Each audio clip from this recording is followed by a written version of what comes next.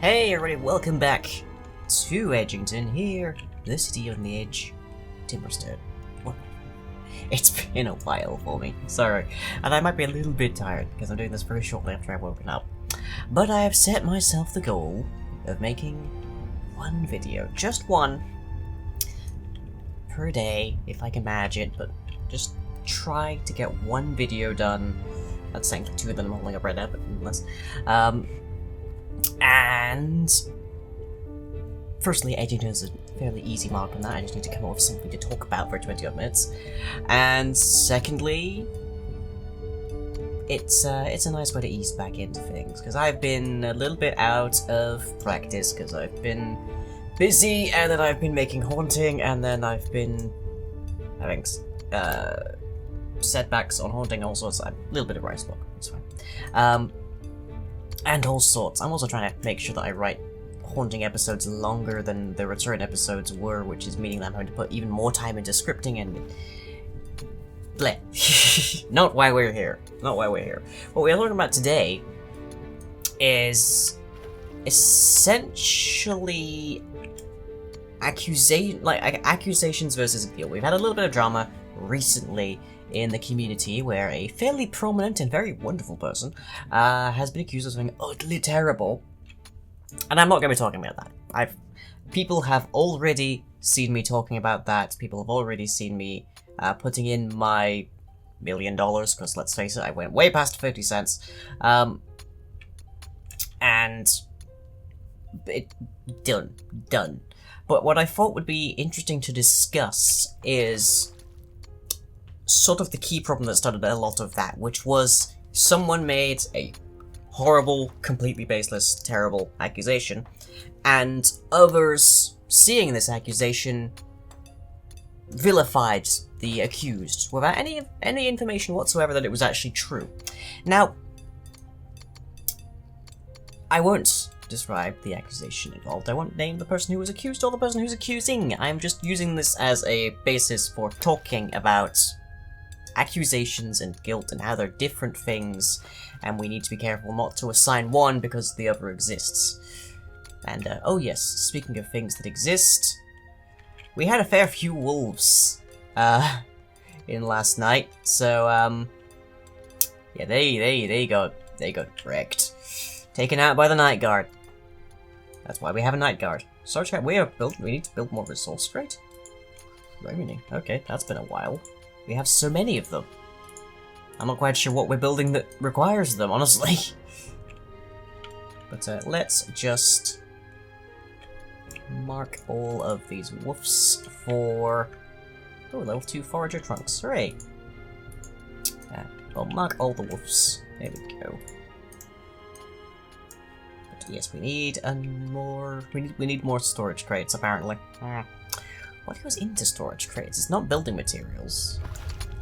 I genuinely don't know what goes into storage crates. But it's fine, we can just build them up to the wall here. So let's go to structures, storage, resource crates. Just add a few in ideally a manner that they can be reached. Well, ideally a manner that they can be reached. We actually don't need to because they're a global storage, and all we're doing is just adding expansions to it. Anyone that can get to here or here can access them easily, or even here, because these can be walked up on. Steel cuirass has been crafted. Hooray, hooray. Let's just hide those. It's pretty ugly. And we've still got materials for steel boots, steel great helmet, and iron heater shield. Hooray. Those are our supplies for when we are... Well, those are supplies for our patrols. The wolves will give us animal hide, which we can use to craft... Oh, and... Yep, you've got unstuck yourselves. In fact, you've built into... Okay. Deconstruct that. High enough. Good. Now you can move. You can't get out, however, so I hope that the ones that we've got over here are sufficient. Are high enough. Good. Off with you. And then I'm going to put another resource crate. These only require 2 wood logs, of which we have plenty, so it's fine. I don't worry about lots of logs that way. But yes, those are supplies for our patrols, and looks like we're gonna get all of them. Hooray! Successfully crafts steel great helm. Grand. And let me see. Animal hide. That'll be under raw. Animal hide. There we go. Typically harvested by foragers from wild game, and these skins are removed, cleaned, and further treated for human use. Quite often, the hide serves as basic clothing and armor, as well as being used to stop spreading flames. In our case, we want to put it all towards making leather tunics, because as you can see, we have 0, but it's what everyone is supposed to be wearing. So let's just add 10 of those, which we do not have the resources for yet, because our foragers haven't gotten to the wolves. But they will. They will. And oh, so much stuff in the log there. So nice. So yes, the subject. An accusation is a claim. An accusation is a statement which can be true or false and must be evaluated. It is, in science, we would call it what would be the most accurate term be in scientific evaluation for an accusation? A hypothesis, I guess. You have to test your hypothesis to make it an actual fact or theory. We don't tend to say fact anymore. That was sort of that's just sort of a generational thing. Back in the day, if you proved something, it was a fact because you were awesome and you knew everything, but we've gotten more humble a little bit over time. So we just say theory. A theory is a very, very, very well-established thing based on lots of evidence. A fact is ineffable. It must be true. It cannot be false, which is why we've realized we goof a lot. But I digress. So, when someone makes an accusation, in law, this is usually done, speak of the devils, this is usually done by the police, because they have been investigating a case and they have a decent amount of evidence to suggest someone did something. But even then, we don't say that they're guilty. We send them to court, and the court evaluates all of the evidence that is then pulled, and all of the like facts of the case and such, and they determine, is it probable? Is it probable? Like, is it true beyond a reasonable doubt? Or just say, is it most likely the case, according to the jury and the lawyers and especially the judge. And that's when we say someone is guilty. Now, of course, somebody can be guilty of a crime long before they're accused of it. But that doesn't mean we treat them as guilty. So we must be innocent until proven guilty, because if we are guilty until proven innocent, then really bad things happen. We start to really, really impugn civil rights and human rights, and occasionally, depending on how your legal system works in your area, people die. And so that's why we treat everyone as innocent first, guilty later. But in the court of opinion is the problem, really, because Tumblr in particular has a bit of a call-out culture, and this all happened on Tumblr, of course. I love Tumblr, but it's flawed. No human construct has ever not been. On Tumblr, you generally don't have much means to present evidence. There's no court structure, there's no legal structure.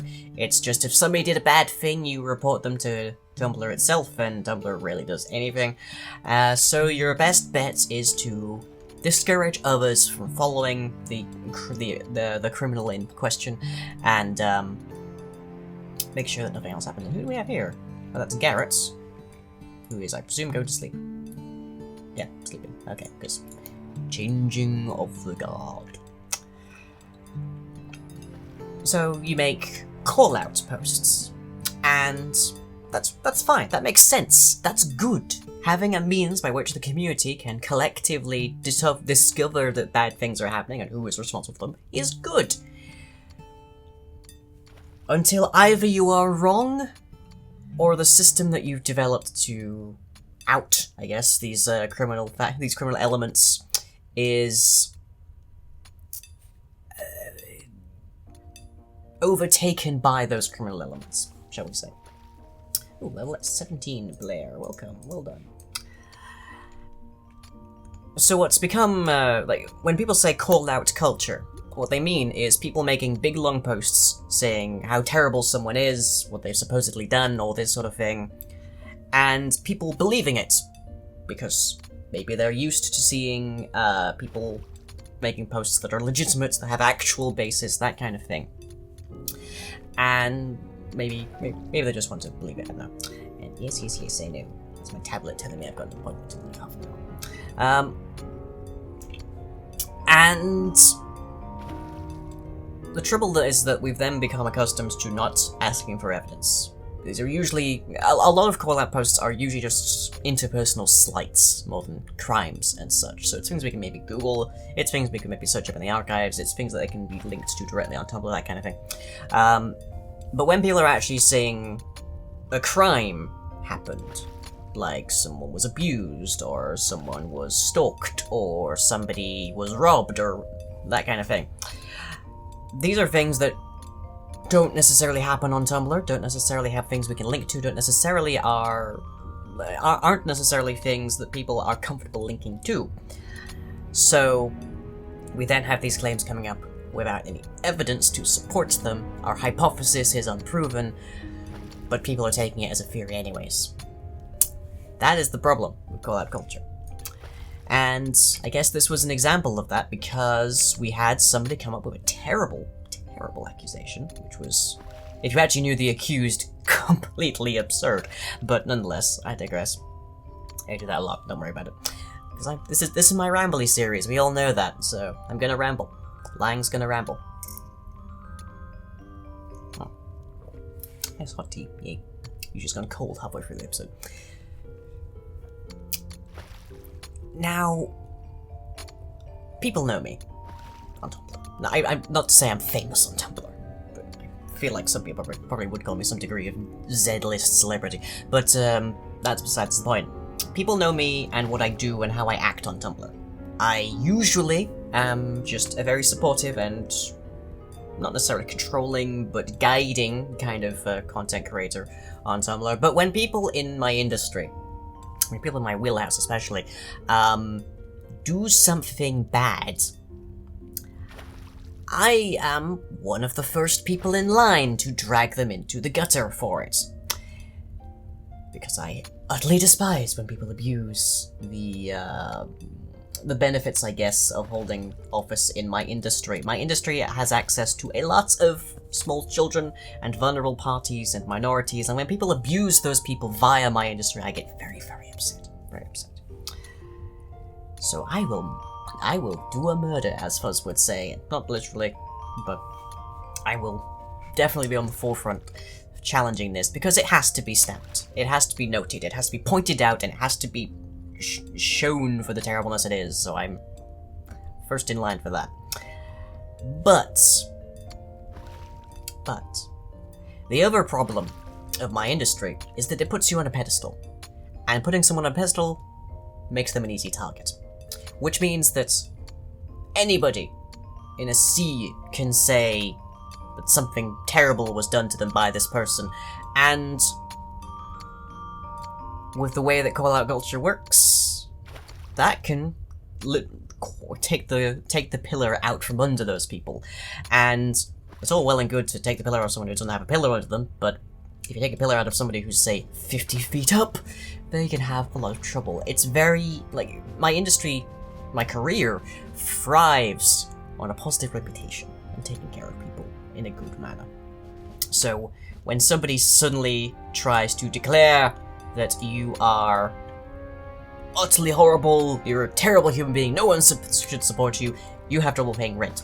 You have trouble paying your bills. And that means we have to be careful, because we will ruin someone's life if we believe the wrong accusations.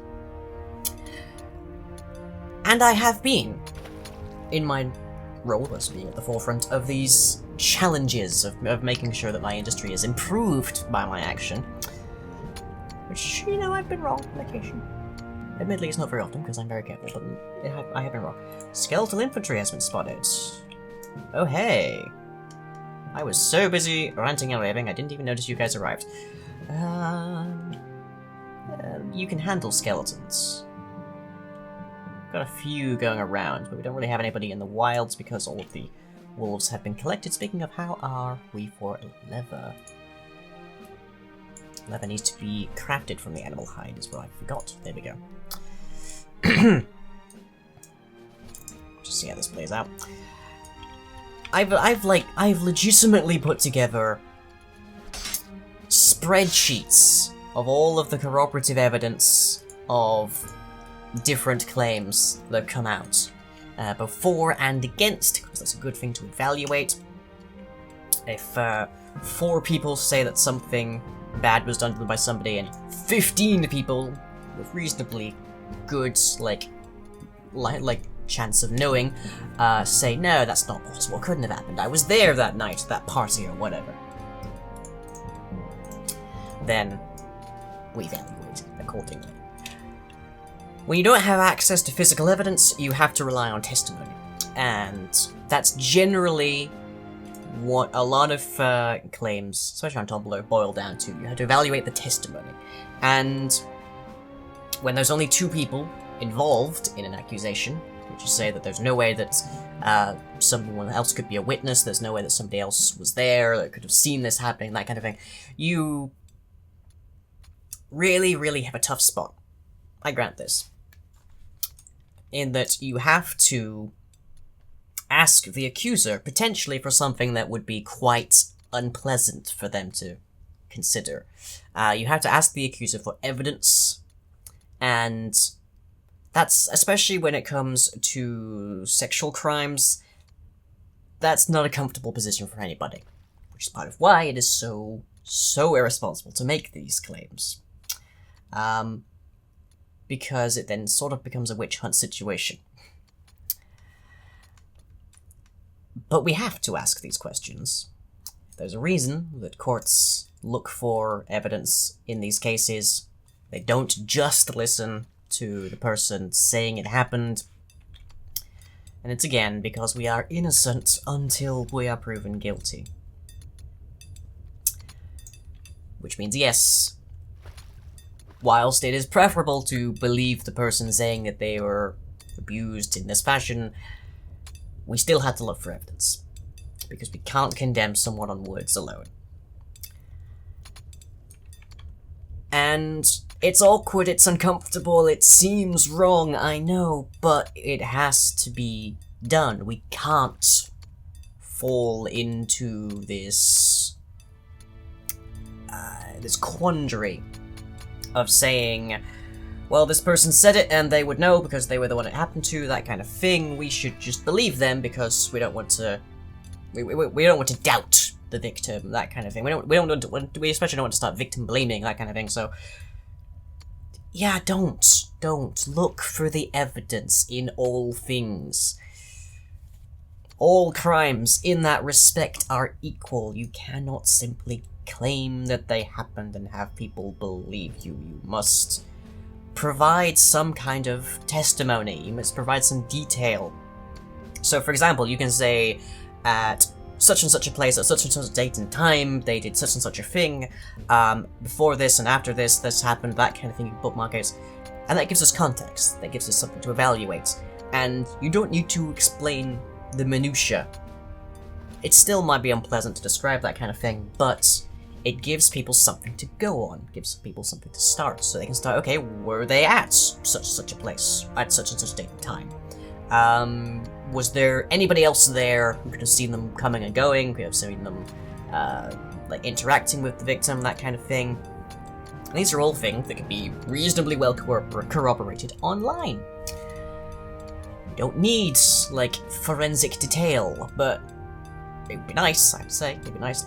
It would be very, very nice indeed to have, like, forensics offices for, claims made on the internet, but alas, if there are, Tumblr simply doesn't have access to them. So there's things we have to look at. In the court of public opinion, you must look, more or less, to the weight of evidence.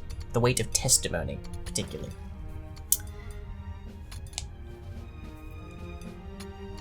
People know how I stand on this particular piece of drama that's gone down. People know what my view is. People who've been in my fandom know the accuser quite well. And know their history of making false accusations. Increasingly terrible false accusations. This isn't actually just the most recent and the most terrible. This one actually represents a crime if you claim it falsely in some states of the US and such. So, yeah. So I don't think anything is going to come of it. Lawyers might get involved, I guess. As I say, it is a crime. This is only a case of libel. I don't know if it's specifically a crime in the state that Tumblr is based, which is where it gets its legal counsel from and such, but it is definitely a crime in some states, so it is something you shouldn't do. Just because you're on the internet doesn't mean that your statements have no culpability. Stone hoe has broken. How many stone hoes do we have? 20. We're fine. We're fine. And we have crafted another 5 leather tunics. Next question. Do we have any in storage? No, we don't. Which means we still have more people that need them. Because it means that if we're at 0 and we have just been crafting, that means that somebody picked it up out of the supplies because they actually had, like, no armor or something on it. They had cloth armor, lower armor. Cloth armor is virtually worthless. We've used that before, but leather armor isn't much better, but we want the best for our residents here, of course. How are those skeletons doing? Skeletons don't provoke any other spawns. A necromancer will spawn even if there are 0 skeletons. Skeletons can actually be a boon to have occasionally because they will attack wolves and they will attack goblins. They don't bother spiders. But as long as we don't really have anybody just wandering around. What are you doing over here, Dallas? Just waiting? Are you just idling? Are you not set to wait in the hole for some reason? Huh. That's odd. Okay then, just hang out in the hole, off you go. But yeah, as long as we have foragers out here actively dealing with stuff, we shouldn't have a problem with the skeletons, because they'll wander towards the main hall, which means they'll cross the roads, which means they'll probably get picked up by our guards. Our guard patrols, which is what they're for. They draw the line! This far, no further. They are our gatekeepers. They are our evaluators of threats. Anyways, hopefully, some of what I've talked about today sinks in. Hopefully ideally it's complete, obvious common sense to most of you. I know you as an audience. You're a wonderful audience, and you're usually quite careful about things. But this bears noting. Recent events, I know nobody in my fandom specifically was taking up any of these accusations. It's remotely true, but it's good to, like, just come back for a refresher lecture every now and then, I guess. But anyways, that's all for now from here in Edgington, where the walls are well defended and the pantry is well stocked.